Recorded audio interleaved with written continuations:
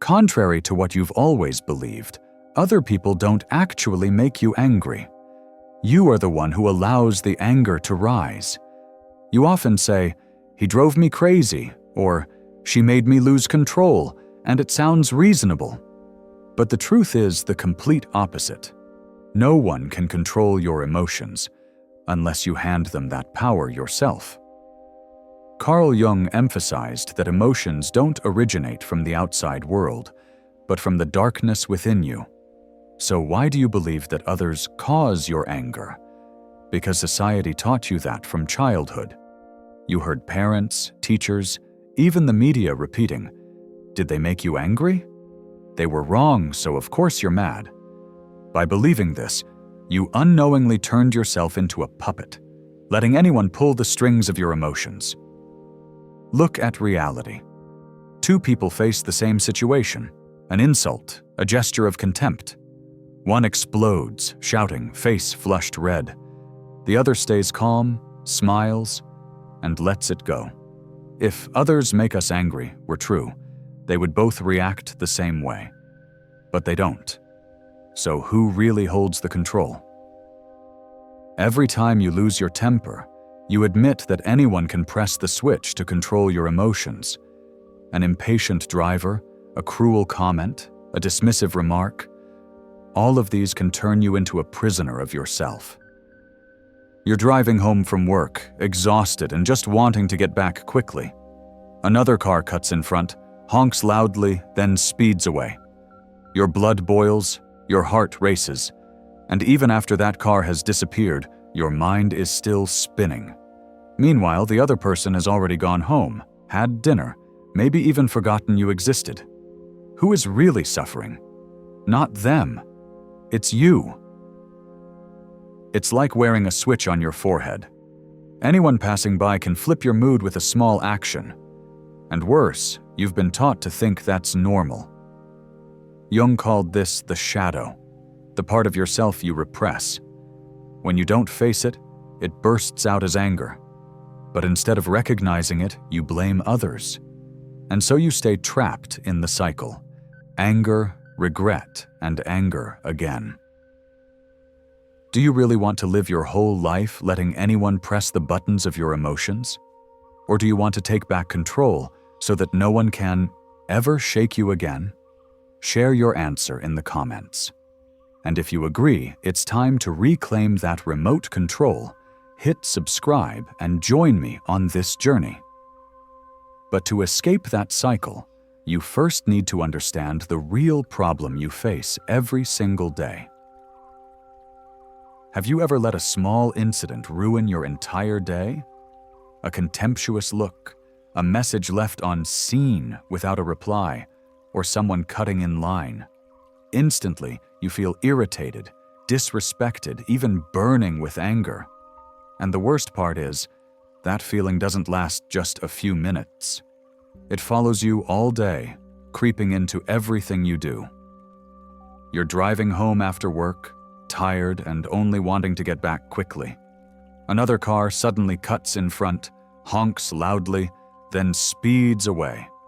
Your blood boils, hands gripping the wheel, muttering curses under your breath. But even long after that car has disappeared, your heart is still racing, your head still burning, and by the time you get home, you no longer have the mood to enjoy dinner. That person has already forgotten you, but you continue to suffer. Anger doesn't just flare up in a moment. It lingers, stealing away the peace you could have enjoyed. And in that time, you've handed control of your mood, your energy, even the quality of your life to a stranger. Carl Jung once warned that what you fail to make conscious will return as your destiny. When you don't understand why you're angry, you repeat the same loop, losing your temper, regretting it, then losing your temper again. And each time, you carve another scar into your mind, strengthening the shadow within you. How many arguments at home erupted from a trivial detail? How many careless words cracked a relationship? How many workplace tensions turned into conflict? And after all that, did you really feel like you won? Or did you just see another fracture in the bond? Even a single comment on social media can keep you tossing and turning at night. A memory from the past can be triggered by someone's unintentional action. And you find yourself asking, why do I let them affect me so much?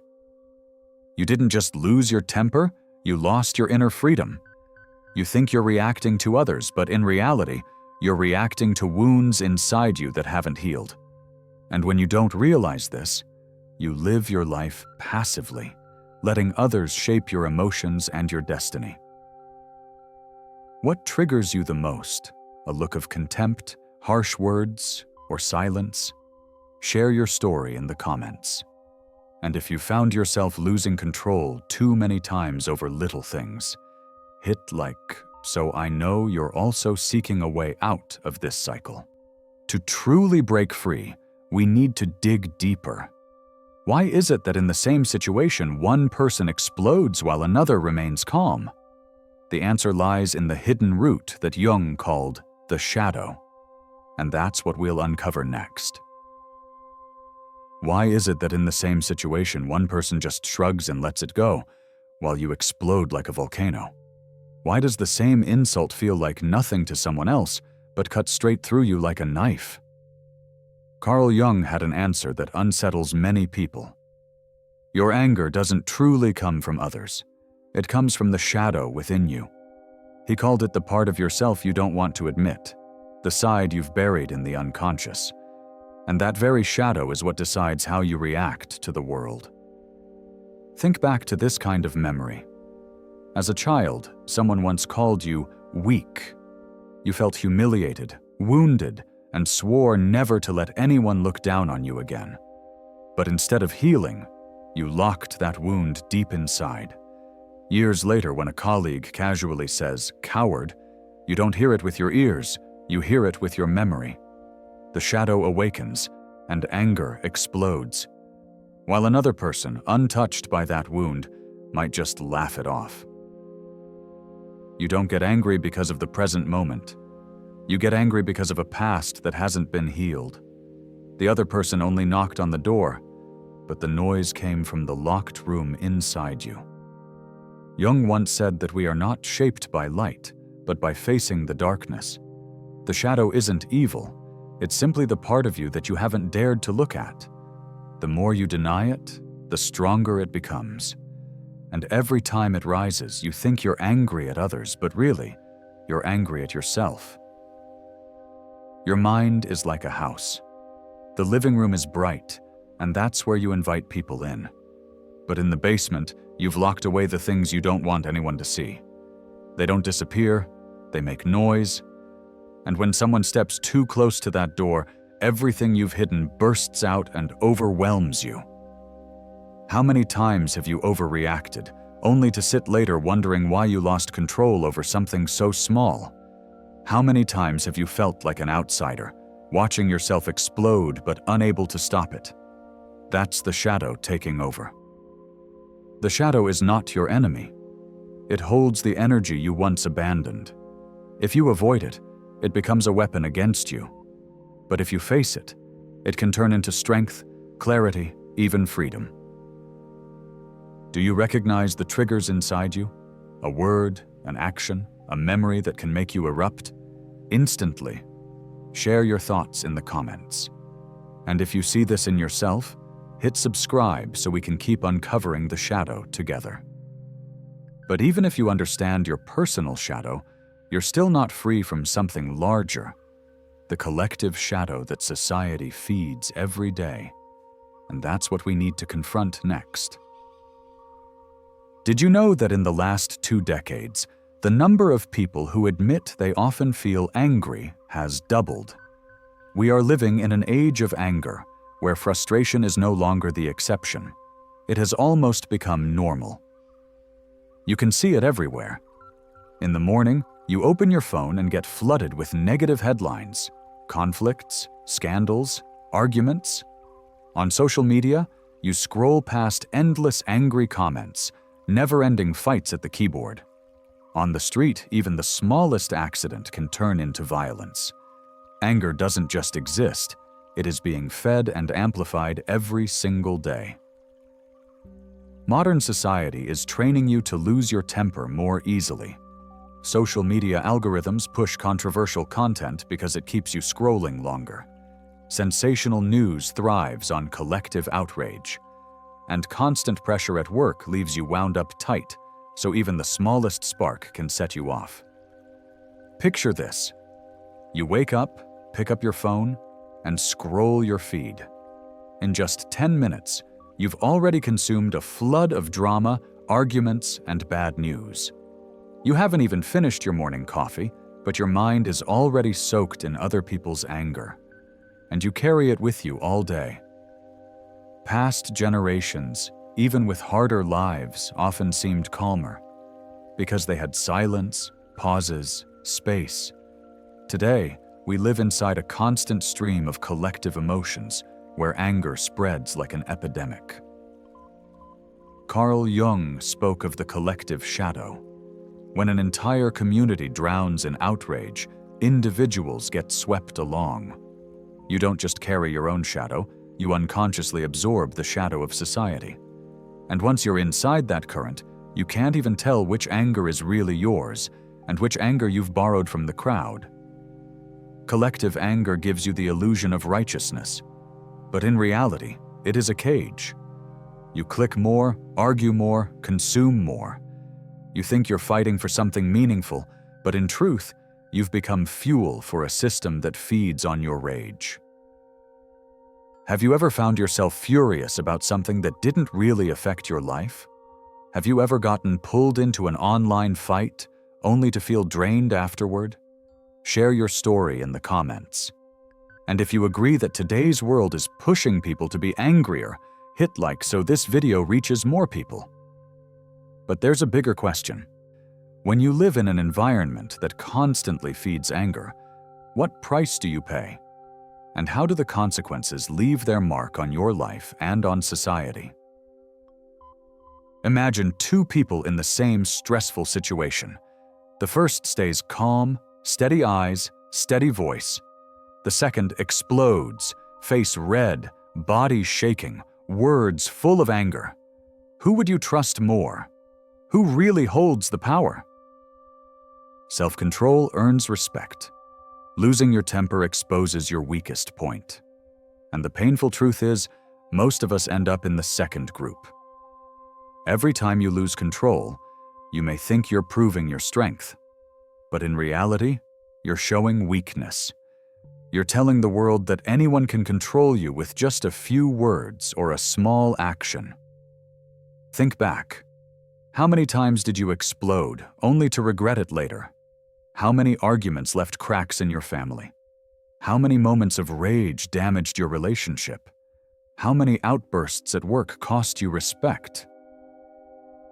There's a story of a manager who, in anger, shouted at his staff during a meeting. He thought he was showing power. But after that moment, his team no longer respected him. They only worked out of fear. He lost the most important thing a leader can have: respect. On a personal level, the cost is even heavier. Chronic anger fuels stress, anxiety, sleepless nights, heart disease, even shortens your life. Every time you let someone press your buttons, you're trading away your health and your years. On a collective level, anger spreads like fire. It burns through trust, escalates violence, and deepens division in society. You've seen it online. One small opinion snowballs into a war involving millions. Not for any higher cause, but to feed the collective shadow Jung once warned about. Who would you rather be? The person who stays calm and earns silent respect, or the one who erupts and then regrets it? Leave your answer in the comments. And if you've ever looked back and regretted an outburst, hit like so others know they're not alone. If anger costs this much, then how do you escape it? How do you stay calm even when the world around you is chaos? Jung left us with clear solutions, and that's what we'll uncover next. Instead of trying to control the whole world so no one can upset you, you only need to learn how to control yourself. Instead of avoiding difficult people, you just need to understand the shadow inside you, so they no longer have power over you. This is the path Carl Jung called individuation, the journey of becoming whole, no longer ruled by the shadow. You cannot change how others behave. There will always be people who insult, push, or try to bring you down. But you can change how you respond. And that is real power. The person who cannot be provoked is untouchable. The first step is to recognize the signals. Anger never arrives out of nowhere. It always gives warning. Your heartbeat quickens, your breath shortens, your muscles tighten. If you notice it early, you can stop the fire before it burns down the forest. The next step is to create a pause. When you feel ready to explode, don't respond right away. Stay silent. Even a few seconds of deep breathing can give you back control. Silence often has more power than 1,000 arguments. Then comes reflection. Ask yourself, did this person really insult me? Or did they just hit an old wound inside me? This question separates the present from the past, showing you what is real and what is shadow. Imagine this. A colleague makes a snide remark in front of others. Your instinct is to snap back, but instead, you pause, take a breath, and smile. You realize the comment only touched an old memory, not your true worth today. They are left unsettled while you remain calm. Who really has the power? You do. You don't have to become an emotionless machine. You will still feel anger. But instead of letting it control you, you use it as a signal. There's a shadow inside me that needs attention. And when you listen, you begin to heal. Which step would you try first? Recognizing the signals, creating the pause, or reflecting on the shadow? Share in the comments. And if you want more tools from Jung to master your emotions, hit subscribe so you don't miss the next videos. But this journey doesn't stop at controlling anger. It opens the door to something greater, inner freedom. And once you touch that freedom, you not only live in peace, you spread that peace to everyone around you. You walk into a room where someone is trying to mock you, to put you down. Instead of flushing red, heart racing, or snapping back in anger, you sit quietly, smile, and let them drown in their own silence. Nothing can touch you. What does that feel like? That is inner freedom, a power no force outside can ever take away. Carl Jung believed true freedom doesn't come from controlling the world, but from the world no longer controlling you. When you face and accept your shadow, you stop living as a puppet of the past. You become whole, independent, and free. For so long, you thought strength meant winning arguments, defeating others in conflict. But real strength is when you no longer need to prove anything at all. The angry person thinks they're strong, but they only reveal weakness. The calm person may seem weak, but they are the one who is untouchable. Think of yourself as a still lake. Someone throws a stone, the surface ripples. But if the lake is deep enough, within moments it returns to calm. The lake doesn't fight the stone, it simply absorbs it and finds balance again. That is the image of inner freedom.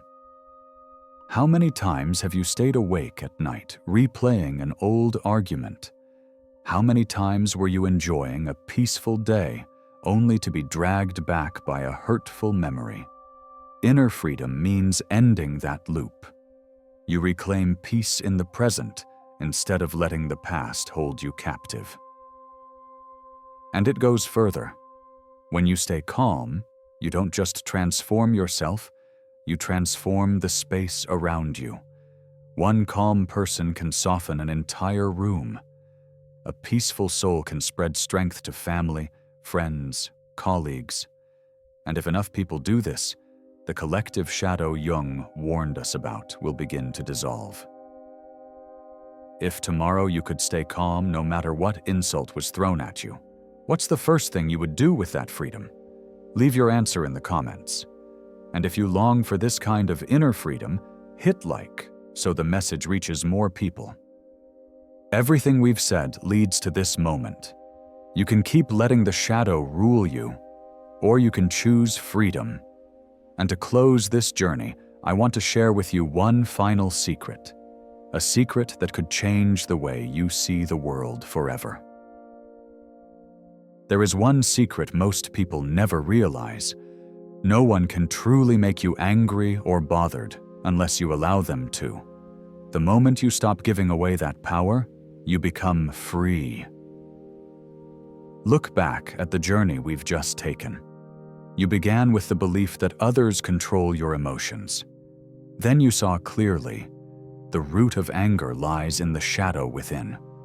You realized that modern society is designed to push people toward rage.